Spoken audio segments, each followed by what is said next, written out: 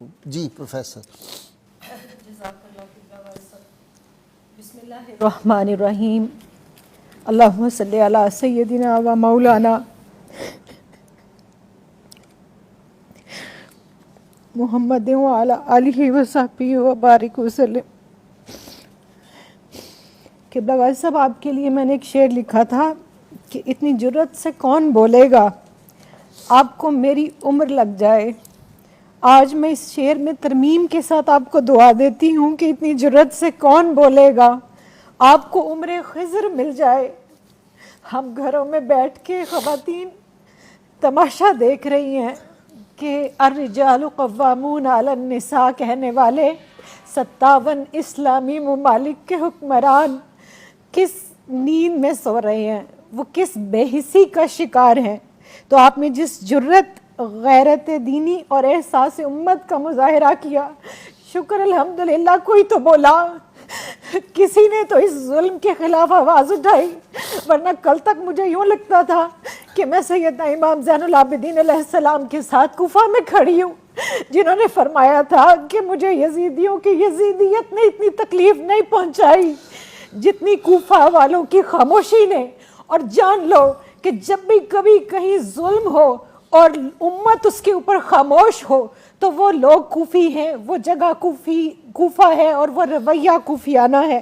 تو مجھے تو سمجھ نہیں آ رہی کہ سسکیاں کس زبان میں لکھوں۔ آج الفاظ آپ دیدہ ہیں، اور جو آپ کا حال ہے نا، روز آج 11 دن ہو گئے ہیں، ہم مائیں جب اپنے بچوں کو روٹی دیتی ہیں نا تو ہمارے بچوں نے انکار کر دیا کہ ہمیں ایک وقت روٹی دے دیا کریں۔ ہم سے نہیں دیکھا جاتا غزہ کے اندر اپنے معصوم بہن بھائیوں کا اس طرح سے گاجر مولی کی طرح کٹنا، گویا ان کو تو انسان بھی نہیں سمجھا جا رہا۔ اور یو این او کا جنرل سیکرٹری کھڑا ہو کے کہتا ہے کہ دنیا میں اگر کسی نے جہنم دیکھنی ہے تو وہ غزہ کو دیکھ لے، غزہ کے بچوں کو دیکھ لے۔ دوسری طرف یو این او امداد بھجواتا ہے مصر، اور مصر کی جو بارڈر لائن ہے وہ بند کی گئی ہے۔ یہ دنیا کس کو تماشا کر کے دکھا رہے ہیں؟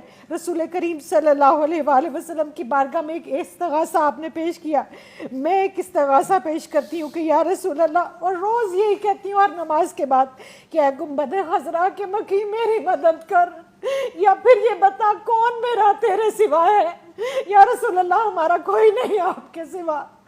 ہم اس دنیا میں تمام مردوں نے چوڑیاں پہن لی، غیرتیں اپنی بیچ چکے، اور آپ دیکھیے پاکستان کے اندر جس بے حسی کی آپ بات کر رہے ہیں، عمراء سے لے کے عوام تک ان کی پروڈکٹس کو بھی اسی طرح خرید رہے ہیں، اور کوئی آواز بلند نہیں ہو رہی، کوئی بول نہیں رہا۔ اور قرآن کیا کہتا ہے؟ سورہ نساء کی آیت پیش کرنا چاہوں گی۔ اللہ رب الکریم ارشاد فرماتا ہے وَمَا لَكُمْ لَا تُقَاتِلُونَ فِي سَبِيلِ اللَّهِ وَالْمُسْتَضْعَفِينَ مِنَ الرِّجَالِ وَالنِّسَاءِ وَالْوِلْدَانِ الَّذِينَ يَقُولُونَ۔ اور قبلہ واجد صاحب، جب میں یہاں پہنچتی ہوں میرا کلیجہ پھٹ جاتا ہے۔ اللہ فرماتا ہے رَبَّنَا أَخْرِجْنَا مِنْ هَذِهِ الْقَرْيَةِ الظَّالِمِ أَهْلُهَا وَاجْعَل لَّنَا مِن لَّدُنكَ وَلِيًّا وَاجْعَل لَّنَا مِن لَّدُنكَ نَصِيرًا۔ اور اللہ جھنجھوڑ کے پوچھتا ہے کہ اور تمہیں کیا ہو گیا ہے کہ تم اللہ کی راہ میں لڑتے نہیں؟ کمزور مردوں اور عورتوں اور بچوں کے لیے جو یہ دعا کر رہے ہیں کہ اے ہمارے رب، ہمیں اس بستی سے نکال جس کے لوگ ظالم ہیں، اور ہمیں اپنے پاس سے کوئی حمایتی دے دے، اور ہمیں اپنے پاس سے کوئی مددگار دے دے۔ اور سورہ توبہ کی آیت نمبر 14 میں اللہ تعالیٰ ارشاد فرماتا ہے کہ پھر تنبیہاً، کہ پھر تم انتظار کرو اس وقت کا کہ جب اللہ عذاب بھیجے۔ اگر تم اپنا مال پیارا ہے، آرام پیارا ہے، اپنی اولاد، اپنی بیوی بچے، اپنے گھوڑے، اپنے کاروبار، اپنی زندگیاں، اور ہم اسی جمود کا شکار ہیں، ہم اسی بے حسی کا شکار ہیں۔ اور آپ دیکھیے 57 اسلامی ممالک میں جتنے بھی مسلمان ملک ہیں ان کے اندر کاش کہ آج کوئی جو ہے وہ سلطان حمید اللہ جیسا ہوتا۔ ایک بیٹی نے پکارا تھا، وہ اتنا غیرت مند تھا کہ پھر فوج لے کر آیا اور اس نے پھر اس ظلم کا خاتمہ کیا۔ سلطان صلاح الدین ایوبی کو آپ دیکھ لیجئے، محسن باللہ دیکھیے بغداد سے اٹھ کے روم کی اینٹ سے اینٹ بچا دی تھی ایک بچی کی خاطر، ایک کی عزت کی قبلہ خاطر۔ غازی صاحب، میں ایک عورت ہونے کے ناطے واسطہ دیتی ہوں، ہم عورتیں جو ہے نا یہ ظلم نہیں دیکھ سکتی، کیونکہ عورت کے جسم کے اندر ایک عضو ہے جس کو رحم کہا جاتا ہے۔ اللہ نے اپنے رحم کے ساتھ اس کو جوڑا ہے. میں اللہ کی عزت کی قسم کھا کے کہتی ہوں وہاں پر کٹنے والے بچے میرے بچے ہیں, وہاں پر کٹنے والی بیٹیاں میری بیٹیاں. ہم وہ نوزائیدہ بچے میں نے دیکھا, ایک اتنا سا بچہ, اتنا سا رحم مادر سے نکلا ہوا بچہ بھی. جینوسائیڈ کا یہ حال ہے, اسلام کشی نہیں مسلمانوں کی نسل کشی کی جا رہی ہے, اور ہم چپ کر کے کئی سال سے یہ تماشا کشمیر میں بھی دیکھ رہے ہیں, فلسطین میں بھی دیکھ رہے ہیں, برما میں بھی دیکھ رہے ہیں, انڈیا میں بھی دیکھ رہے ہیں, اور ہم نے کئی سال تک افغانستان میں بھی دیکھا. لیکن جب افغانیوں پر یہ وقت آیا تو پاکستان نے اپنا بارڈر کھولا. آج میں یہ ہاتھ جوڑ کے مصر کے حکمران سے کہتی ہوں کہ تم مانا کہ تم نصرانی ہو, لیکن تم وہی ہو. یاد کرو کہ جب تمہارا قافلہ آیا تھا نا تو میرے نبی رحمت صلی اللہ علیہ وآلہ وسلم نے تمہارے لیے مسجد نبوی کو کھول دیا تھا. خدا کے لیے ان کو انسان سمجھو, یہ انسان ہے, یہ انسانوں کی اولادیں ہیں, یہ ہمارے بچے ہیں. تم جانوروں سے پیار کرنے والے ہو نا, تم ہیومن رائٹس کی بات کرتے ہو نا, کس ہیومن رائٹ کی بات کرتے ہیں؟ کم از کم ان کو انسان سمجھ لے.